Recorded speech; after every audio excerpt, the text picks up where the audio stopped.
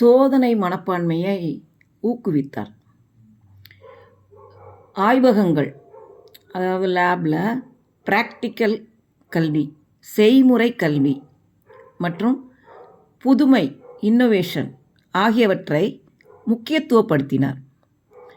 ஆசிரியர்களின் பங்கு எப்படி இருக்கணும் அப்படின்றது அவர் கருத்துனா, ஒரு நல்ல ஆசிரியர் ஒரு மாணவனின் வாழ்க்கையை மாற்றக்கூடியவர். ஆசிரியர்கள் வழிகாட்டிகளாக இருக்க வேண்டும்.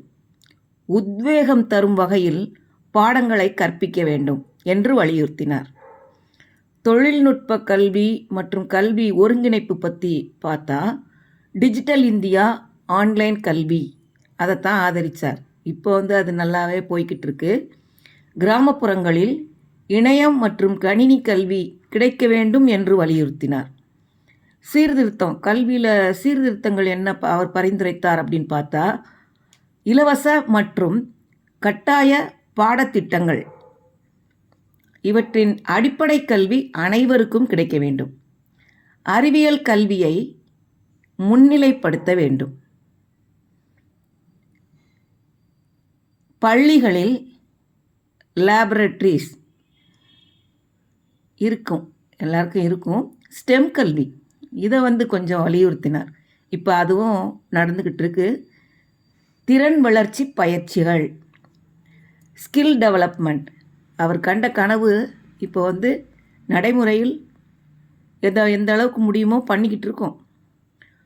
கோடிங், ரோபாட்டிக்ஸ் இதையெல்லாம் வளர்க்கணும்னு ஆசைப்பட்டார்.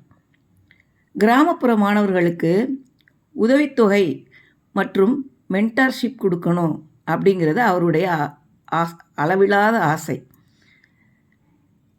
கலாமோட கல்விக் கொள்கையோட தாக்கம் இப்போ எந்த அளவுக்கு இருக்குது அப்படின்னு பார்த்தோம்னா, புரட்சிகர அறிவியல் முன்னேற்றம், ரெவல்யூஷனைசிங் சயின்டிஃபிக் எஜுகேஷன், எஸ்ஆர்ஓ, டிஆர்டிஓ, இங்கெல்லாம் புதிய திட்டங்கள். கலாம் பள்ளி திட்டம், கிராமப்புறங்களில் தொழில்நுட்ப கல்வி சார்ந்த படிப்புகள் இருக்குது.